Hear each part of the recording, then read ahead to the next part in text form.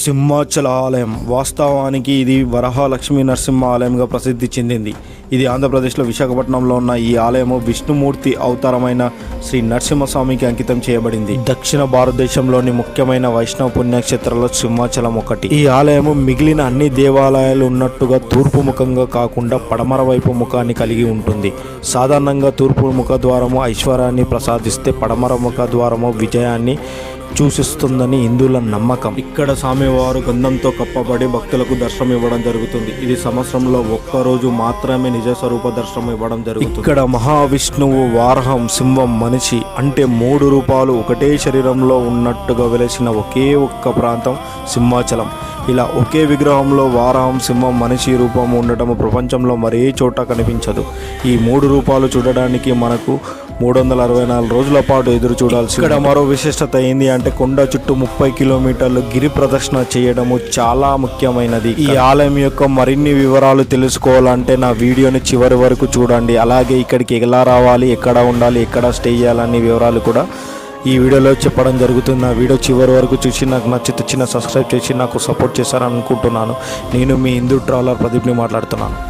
ఇక్కడికి చేరుకోవాలంటే 2 తెలుగు రాష్ట్రాల నుంచి మనకు రోడ్వే, రైల్వే, విమాన మార్గం కూడా ఉంటుంది. మేము వచ్చేసి సికింద్రాబాద్ నుంచి రైల్వే మార్గాన్ని ఎంచుకోవడం జరిగింది. ఇది వచ్చేసి దాదాపు 10 అవర్స్ జర్నీ తర్వాత మేము విశాఖపట్నం రీచ్ అయినాము.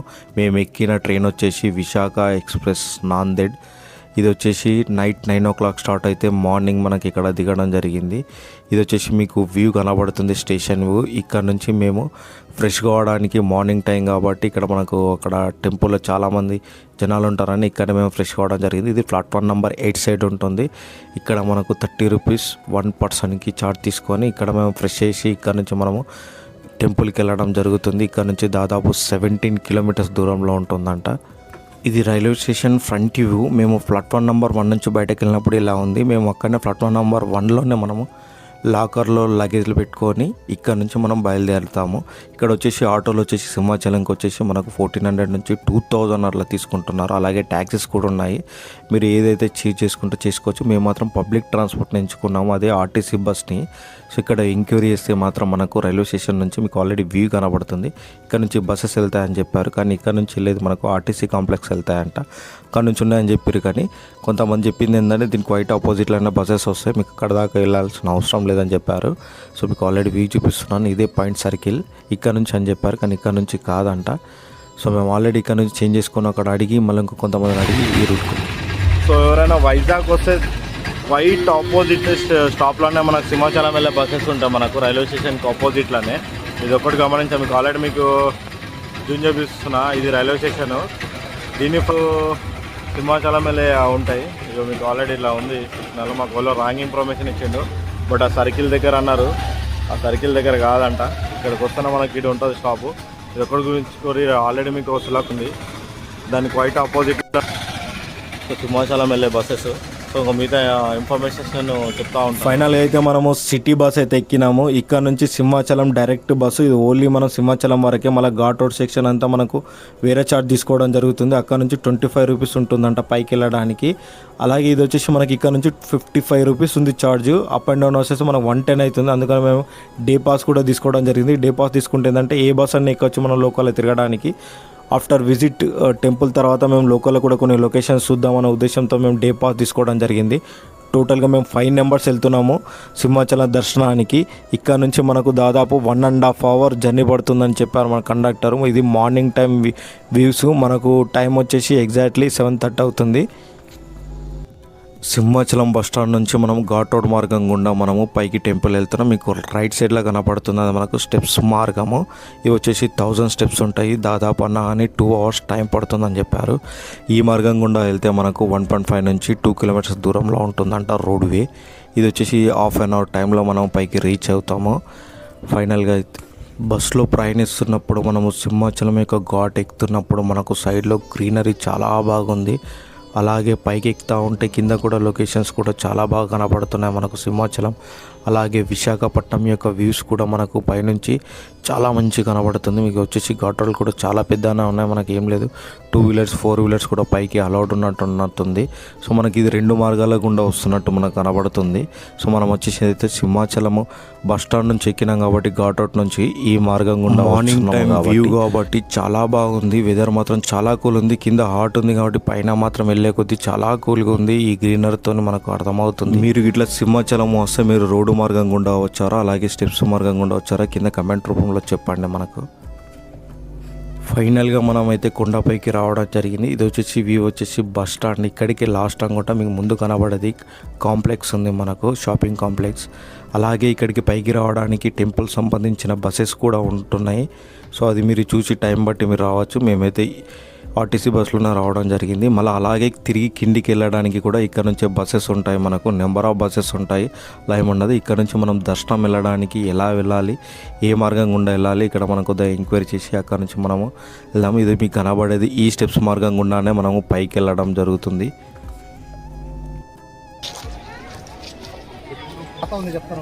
సో ఇక్కడ మేము ఆల్రెడీ తీసుకున్నాం. ఇది రామనామ పుల్ల అంటాం. ఇది రామనామ ధర్మం కోసం ఇస్తాం. దీన్ని సాయంత్రం గ్లాసు కుంగం కలిపేసి జన్మల పూజా మందిర్లో పెట్టుకొని ప్రతిరోజు సాయంత్రం 7 దాటిన తర్వాత బయటకు వెళ్ళిపోతున్నప్పుడు శ్రీరామ ఇలా వినామం పెట్టుకుంటే నిరునామం శ్రీరామనామం అంటారు. అది ప్రతిరోజు పెట్టుకుంటే మంచి జరగవచ్చు. వీడితో కూడా వచ్చిన రాయి పుల్ల వేప పుల్ల తులసి పెట్టుకుని మార్చి పెట్టుకుంటే మీరు కోరికలు అద్భుతాలు జరగవచ్చు. ఇది రామనామ ధర్మం కోసం చెప్తాను.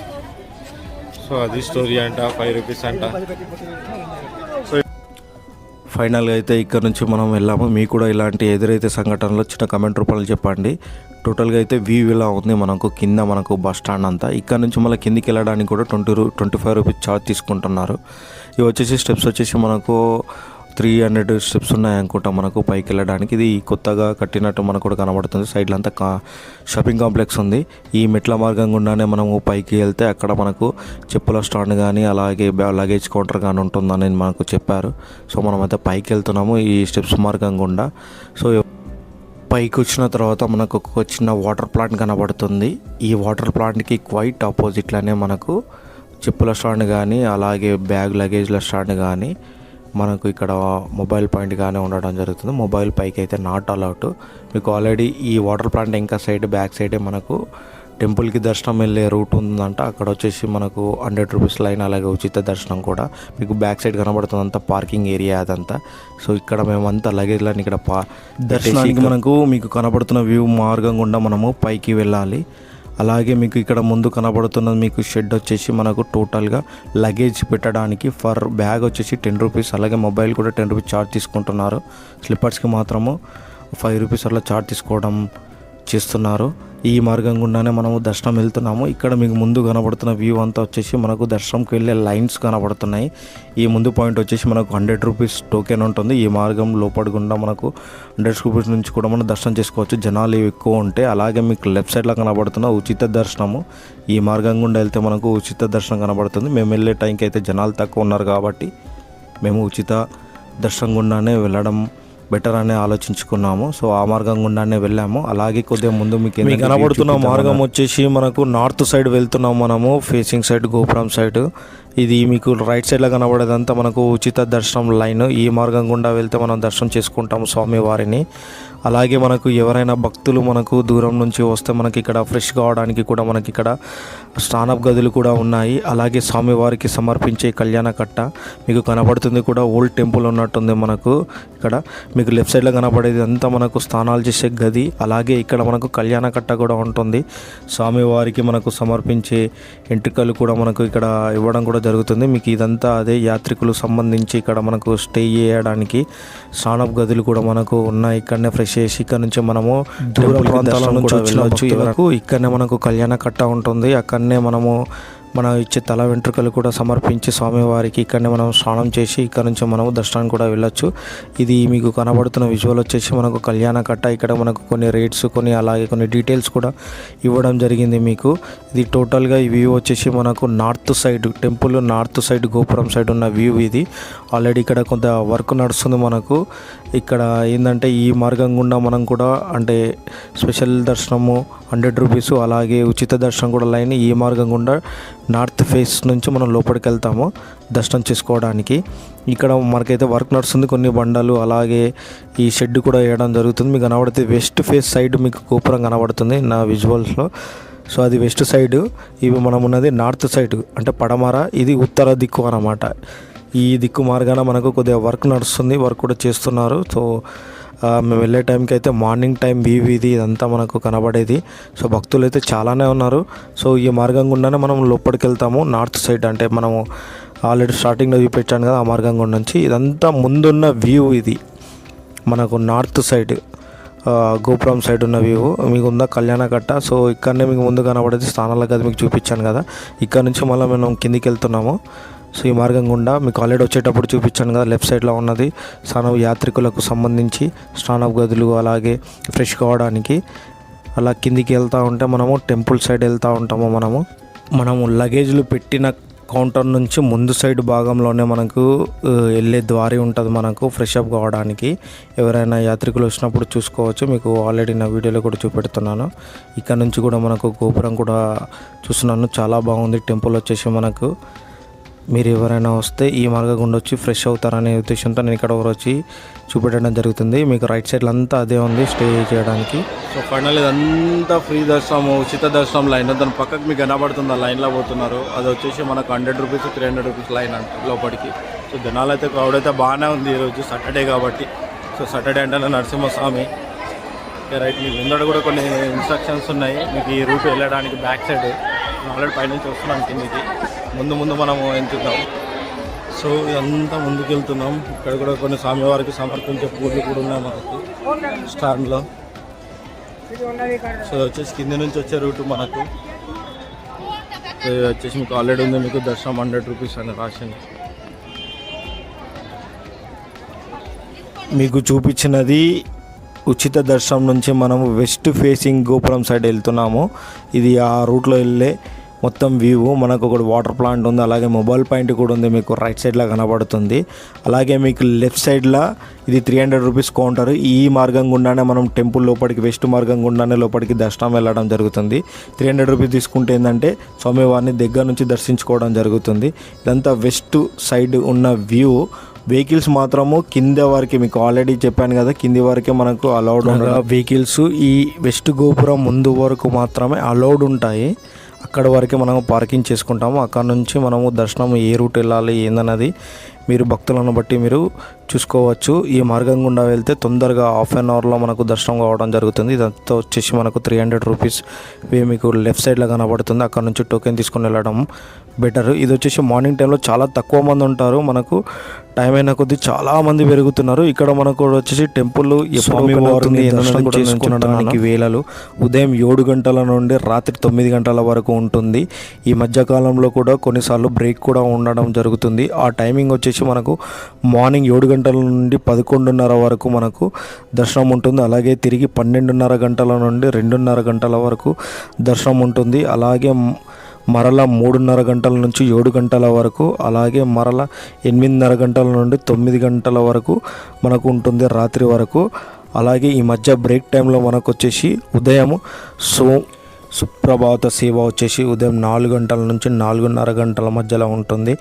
అలాగే నివేదన సేవ వచ్చేసి మనకు 11:30 నుంచి 12:30 మధ్యలో ఉంటుంది. అలాగే ఆఫ్టర్నూన్ 2:30 నుంచి 3:30 వరకు మనకు బ్రేక్ ఉంటుంది. అలాగే ఈవినింగ్ టైంలో మనకు ఆరాధన 7 నుంచి 8:30 వరకు ఉంటుంది. అలాగే రాత్రి 9 గంటలకు పలవింపు సేవ టెంపుల్ క్లోజ్ చేసే టైంలో ఉంటుంది మనకు. అలాగే మనకు స్పెషల్ డే ఫెస్టివల్ అనగా సంవత్సరంలో ఒక్కరోజు మనకు నిజస్వరూప దర్శనం ఉంటుంది కాబట్టి ఆ రోజు ఉదయం 4 గంటల నుండి భక్తులకు దర్శనం ఇవ్వడం జరుగుతుంది. ప్రజెంట్ మనం వెస్ట్ గోపురము సైడ్లోనే ఉన్నాము. ఇక్కడ వరకే వెహికల్ లాస్ట్. ఇక్కడనే మనకు పార్కింగ్ సెక్షన్ కూడా ఉంటుంది 4 వీలర్స్. అలాగే దీని కింది డౌన్లో మనకు 2 వీలర్స్ కూడా పార్కింగ్ ఉంటుంది. మీకు ఆల్రెడీ ఆ స్ట్రైట్ ఫార్వర్డ్లో మీకు ఆల్రెడీ ఫ్రీ దర్శనం చూపిస్తున్నాను. ఇది వచ్చేసి వెస్ట్ గోపురం మీకు చూపించేది. ఇదంతా మీకు లెఫ్ట్ సైడ్లో అంతా మీకు పార్కింగ్ కనబడుతుంది. ఇట్లా స్ట్రైట్ వెళ్తే మనకు దక్షిణ భాగం సైడ్ మనము గోపురం సైడ్ వెళ్తున్నాం మనము. ఈ రూట్ మార్గం వచ్చేసి ఇది వచ్చేసి దక్షిణ మార్గం గుండా, అంటే మనం దర్శనం చేసుకొని సౌత్ ఫేస్ సైడ్ నుంచి మనం బయటకు వెళ్ళడం జరుగుతుంది.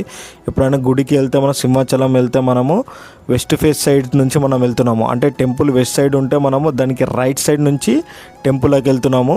అలాగే వెస్ట్ ఫేస్ నుంచి లెఫ్ట్ సైడ్ అంటే సౌత్ ఫేస్ నుంచి మనం బయటకు రావడం జరుగుతుంది. సో ఎగ్జాంపుల్ మనం మిడిల్లో టెంపుల్ ఉన్నదనుకుంటే రైట్ సైడ్ నుంచి లోపలికి దర్శనానికి వెళ్ళి లెఫ్ట్ సైడ్ దక్షిణ భాగం నుంచి మనం బయటకు రావడం జరుగుతుంది. ఇది వచ్చేసి మీకు వెస్ట్ ఫేసింగ్ మీకు కనబడుతుంది కదా. ఇప్పుడు మనము దక్షిణ భాగం సైడ్ ఉన్నాము. ఇది క్లారిటీగా ఎక్స్ప్లెయిన్ చేయడం జరుగుతుంది. ఇది వచ్చేసి మనకు ప్రసాదాలు ఇచ్చే కౌంటర్ కూడా మనకు దక్షిణ భాగం సైడే ఉంటుంది, మనకు ప్రసాదాల కౌంటరు. ఇది మీకు కనిపించిన గోపురం వచ్చేసి మనకు దక్షిణ భాగం సైడ్ ఉన్న గోపురం. ఇది ఈ మార్గం గుండానే మనము బయటకు వెళ్ళడం జరుగుతుంది. దర్శనం చేసుకొని మనము ఈ మార్గం గుండానే బయటకు రావడం జరుగుతుంది.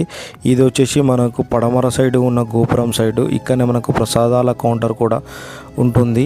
మనకు దర్శనం వచ్చేసి జనాలు అంటే వీకెండ్లో కాకుండా మనం మిడిల్ టైంలో మాత్రం ఒక హాఫ్ అన్ అవర్ నుంచి 1 అవర్ టైం పడుతుంది మనకు దర్శనం కంప్లీట్ కావడానికి. అదే వీకెండ్లో అయితే మనకు చాలా ఎక్కువగా ఉంటుంది కాబట్టి రద్దీ మనకు చాలా ఎక్కువ టైం కనబడుతుంది. మీకు విజువల్గా కనబడుతుంది వచ్చేసి ప్రసాదాల కౌంటరు. ఇది వచ్చేసి మనకు సౌత్ సైడ్ ఉంటుంది. మనకు ఇక్కడ వచ్చేసి ప్రసాదాల కౌంటర్ వచ్చేసి మనకు పులిహోర అలాగే లడ్డు, వాటి యొక్క రేట్లు కూడా నేను చూపెడుతున్నాను. మనకు పులిహోర వచ్చేసి 10 రూపీస్ ఉంటుంది, లడ్డు వచ్చేసి 15 రూపీస్ ఉంటుంది. మనకు ఎన్ని అంటే అన్ని ఇవ్వడం జరుగుతుంది. మనకు భక్తులకు లిమిట్ అనేది ఏమీ లేదు. సో ఇక్కడ ఆ ప్రసాదాన్ని కూడా మనం స్వీకరించడం కూడా జరుగుతుంది. ఇక్కడ పక్కన సరౌండింగ్లో ఉండే కొన్ని చిన్న చిన్న టెంపుల్స్ కూడా ఉన్నాయి.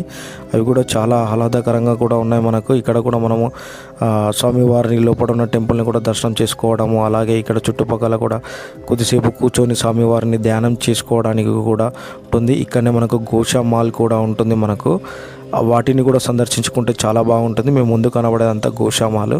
ఇక్కడనే మనకు చిన్న చిన్న చిరు వ్యాపారాలు సంబంధించిన షాపులు కూడా ఉంటాయి. ఇటు సైడ్ మీకు ఆల్రెడీ అటు సైడ్ చూపించాను కదా, దీని బ్యాక్ సైడ్ కూడా మనకు ప్రసాదాలు ఇచ్చే కౌంటరే. ఇక్కడ కూడా తీసుకోవచ్చు, అక్కడ కూడా తీసుకోవచ్చు, 2 సైడ్లో ఉంటుంది. ఇక్కడ కూడా గోషామాల్కి సంబంధించింది ఏమైనా మేత కానీ అలాంటిది ఏమైనా ఇవ్వాలనుకుంటే ఇక్కడ కూడా టోకెన్ తీసుకొని లోపల కూడా మనము ఇవ్వడం జరుగుతుంది. ఆల్రెడీ మీకు గోమాత పవిత్రతకు నుంచి కొన్ని బోర్డ్స్ అలాగే వాటి యొక్క డీటెయిల్స్ కూడా ఇవ్వడం కూడా జరిగింది. మీకు చూపిస్తున్నాను. ఇదంతా గోశామాల భక్తులు వాళ్ళు తెచ్చిన ప్రసాదాన్ని కూడా మనకు గోమాతకు ఇవ్వడం కూడా జరుగుతుంది.